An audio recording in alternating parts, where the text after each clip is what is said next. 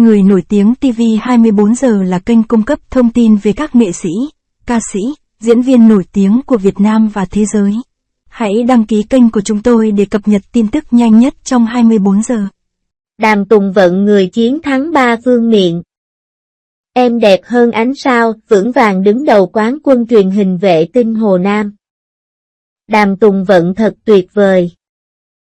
Cô ấy thực sự đã trở thành người giành được 3 vương miện duy nhất trong lịch sử CVB.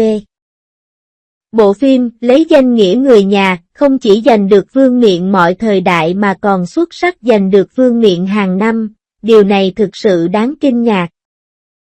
Tôi luôn lo lắng em đẹp hơn các vì sao sẽ bị lung lay với tư cách là nhà vô địch tạm thời. Đà phát triển của Lucky Man thực sự rất mạnh mẽ. Nhưng may mắn thay, tôi đã xem xét kỹ hơn kết quả của CVB. Xếp hạng của Good Look House dao động trong khoảng từ 0,41 đến 0,44, với mức trung bình chỉ hơn 0,4, vẫn không bằng em đẹp. Hơn nữa, Lucky Man sẽ không kết thúc cho đến năm 2025 nên kết quả của nó phải được tính trong năm đó. Bằng cách này, em đẹp hơn ánh sao của chúng ta xứng đáng với danh hiệu quán quân hàng năm của truyền hình vệ tinh Hồ Nam. Thành thật mà nói, điểm CVB của bộ phim Em đẹp hơn các vì sao đứng cuối trong tất cả các tác phẩm của Đàm Tùng Vận, thậm chí Theraton còn cao hơn nó, rating của Theraton là 0,575. Tuy nhiên, điều này cũng cho thấy khả năng diễn xuất và chất lượng tác phẩm của Đàm Tùng Vận thực sự rất xuất sắc dù không có rating cao nhất nhưng vẫn có thể được khán giả yêu mến sâu sắc. Nhìn thấy Đàm Tùng Vận đạt được kết quả tốt như vậy, tôi thực sự mừng cho cô ấy. Tôi hy vọng cô ấy có thể tiếp tục cho ra nhiều tác phẩm ngày càng hay hơn trong tương lai, và chúng ta hãy cùng chờ đợi vinh quang tiếp theo của cô ấy. Cơn sốt phim truyền hình cổ trang đã quay trở lại. Với cốt truyện và diễn xuất của diễn viên trở thành yếu tố then chốt. Thục Cẩm Nhân Gia khởi đầu tốt nhưng thiếu sức chịu đựng và dựa vào sự nổi tiếng của các diễn viên chính. Niner Purple thì bắt đầu một cách nhẹ nhàng nhưng đã trở thành một hit. Nó có nhịp độ nhanh và cốt truyện cô đọng và được khen ngợi. Kỹ năng diễn xuất của Mạnh Tử Di gây tranh cãi nhưng cốt truyện rất mạnh mẽ. Hai bộ phim có giao diện khác nhau, vài cử tử thậm chí còn hay hơn. Trước khi đọc bài viết này, đừng quên nhấn theo dõi để chúng ta cùng trò chuyện nhé, tôi mang đến chất lượng cao mỗi ngày. Phim truyền hình cổ trang đột nhiên trở nên phổ biến. Ngay từ đầu khi Thục Cẩm Nhân Gia được phát sóng, rating đã tăng vọt, với hàng triệu khán giả theo dõi, tôi thực sự không ngờ làn sóng này lại dữ dội đến vậy. Không chỉ có cốt truyện hấp dẫn mà diễn xuất của các diễn viên cũng khá ăn ý. Đọc xong luôn có cảm giác khiến người ta muốn tìm hiểu sâu hơn. Mọi người đều bận rộn với công việc và học tập nên thật tốt khi tìm thấy những điều thú vị nho nhỏ này. Bạn nghĩ điều gì đặc biệt ở hai bộ phim này? Trước tiên hãy nói về Thục Cẩm Nhân Gia. Trước buổi biểu diễn đã có rất nhiều quảng cáo và nó được tiếp thị rất tốt. Mọi người đều rất mong chờ. Hãy cùng nhìn lại Cửu Tím Tím. Bộ phim này mắt đã trở nên cực kỳ nổi tiếng và chiếm lĩnh nhiều danh sách khác nhau. Tôi nghe nói rằng mức độ phổ biến của nó thực sự đã lên tới 27.000. Vào ngày đầu tiên ra mắt, dung lưu đã vượt quá 10 triệu và nó đã thống trị danh sách phổ biến của Mao Giang. Hai bộ phim có sự tương phản rõ rệt, một bộ sôi động và một bộ phim trầm lắng. Nhưng kết quả tương tự nhau và cả hai đều thu hút sự chú ý. Hãy xem bộ phim Sujin Family, mặc dù có các diễn viên như Đàm Tùng Vận và Trịnh Nghiệp Thành nhưng nó không thể trở nên nổi tiếng.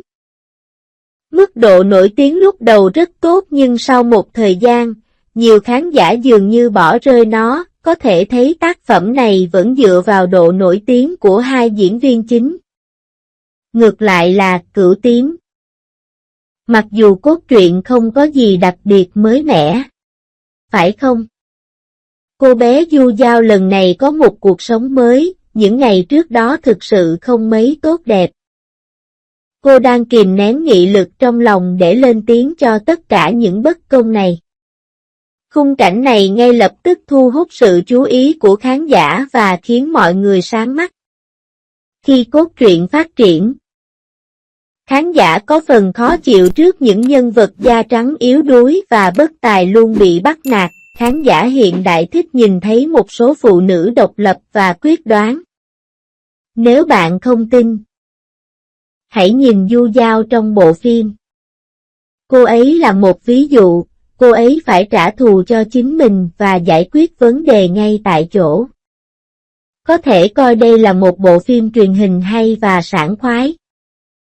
Nhịp điệu của Cửu Tím thực sự rất hay, rất nhanh và không hề.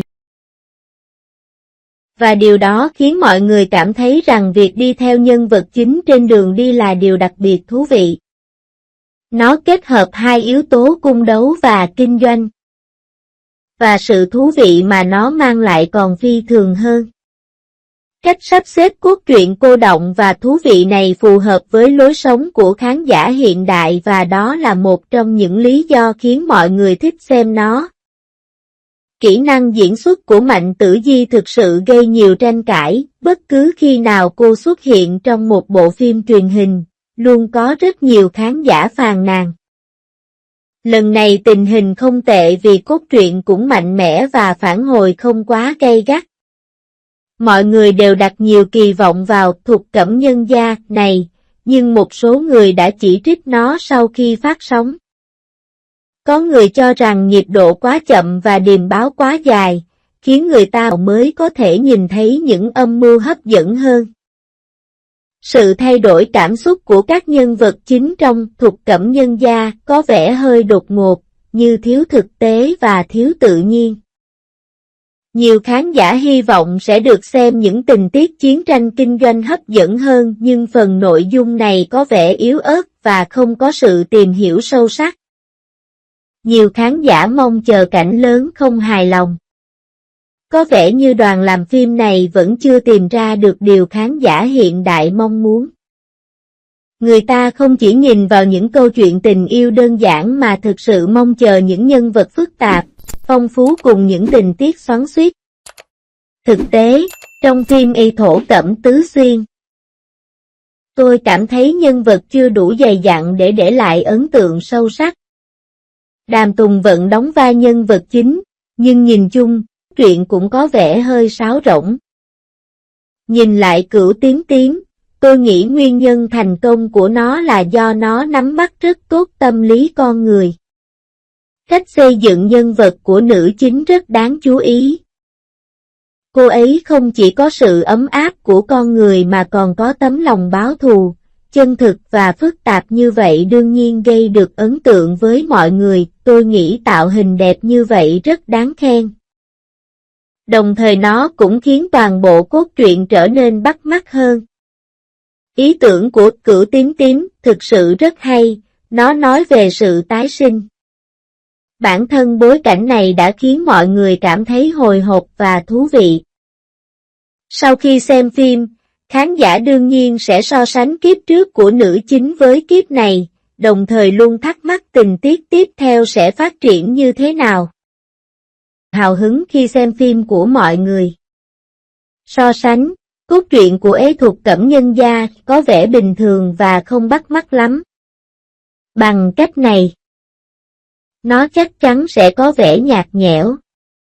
Nếu một bộ phim muốn lấy lòng người xem thì chỉ ngoại hình thôi là chưa đủ. Nội dung bên trong cũng phải chiếm được cảm tình của mọi người.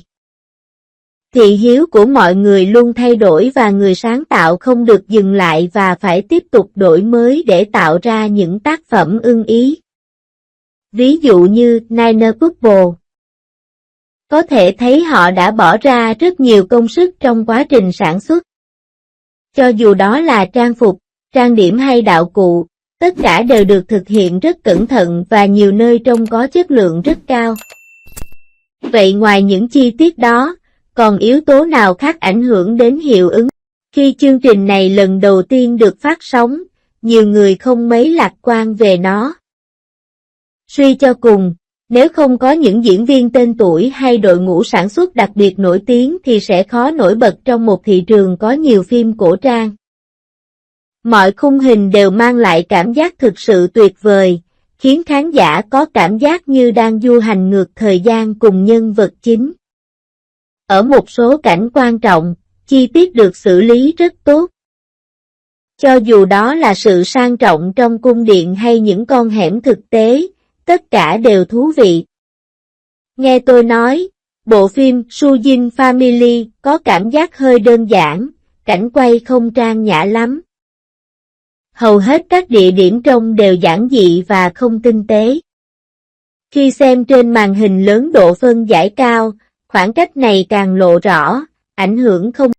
Ngược lại, nhạc nền của Nine Couple khá hay, âm nhạc và cốt truyện bổ sung cho nhau, thành công trong việc tạo ra bầu không khí tốt và khiến khán giả gắn kết hơn khi so sánh chúng. Bạn sẽ cảm thấy giao diện của hai bộ phim thực sự khác nhau. Trong Cửu Tử Tím, diễn xuất của Mạnh Tử Di rất bắt mắt, cô khắc họa nhân vật du dao theo cách ba chiều. Vừa hung hãn trả thù vừa có chút dịu dàng, khiến hình ảnh trở nên phong phú hơn rất nhiều. So sánh, nhạc nền của Sichun Baroka có vẻ hơi đơn điệu, khiến khán giả khó cảm nhận được không khí thích hợp và luôn khiến người ta cảm thấy thiếu điều gì đó. Nói đến Cửu Tím, Mạnh Tử Di thể hiện khá tốt những khoảnh khắc bộc phát cảm xúc. Đây cũng có thể là lý do.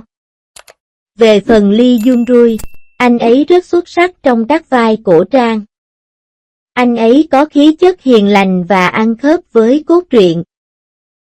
Hoàn toàn khác với ngoại hình trước đây. Màn trình diễn tuyệt vời của hai nhân vật chính này đã bổ sung rất nhiều điều cho bộ phim này. Ngay từ đầu bộ phim Thục Cẩm Nhân Gia, tôi đã rất chú ý đến diễn xuất của Đàm Tùng Vận và Trịnh Nghiệp Thành. Thành thật mà nói, họ đều là những diễn viên có năng lực nhưng dường như họ không có nhiều thay đổi về mặt diễn xuất. Khi nhìn thấy Đàm Tùng Vận, lòng tôi thắt lại, cảm thấy vai diễn của cô ấy cũng giống như trước, không có gì bất ngờ, phong cách trang phục của Trịnh Nghiệp Thành trông có vẻ hơi vụng về. Nếu không có anh ấy, tôi thực sự đã không gặp anh ấy lâu như vậy. Mặc dù dàn diễn viên có vẻ thiếu sức mạnh. Điều này khiến tôi hiểu một điều. Để làm nên một tác phẩm xuất sắc thì mọi liên kết đều không thể thiếu. Hai bộ phim truyền hình Cửu Tử Tím và Thục Cẩm Nhân Gia đều rất nổi tiếng và có tiếng tốt. Tôi cảm thấy cái trước thú vị hơn. Còn cái sau thì hơi quá phụ thuộc vào Đàm Tùng Vận. Tuy cô ấy là một tên tuổi lớn nhưng cô ấy cũng mong có thêm nhiều yếu tố mới mẻ. Tôi chân thành chúc cả hai bộ phim thành công tốt đẹp và ngày càng có nhiều khán giả. Đồng thời tôi mong đạo diễn và các diễn viên tiếp tục nỗ lực để mang đến cho chúng ta nhiều cảnh quay.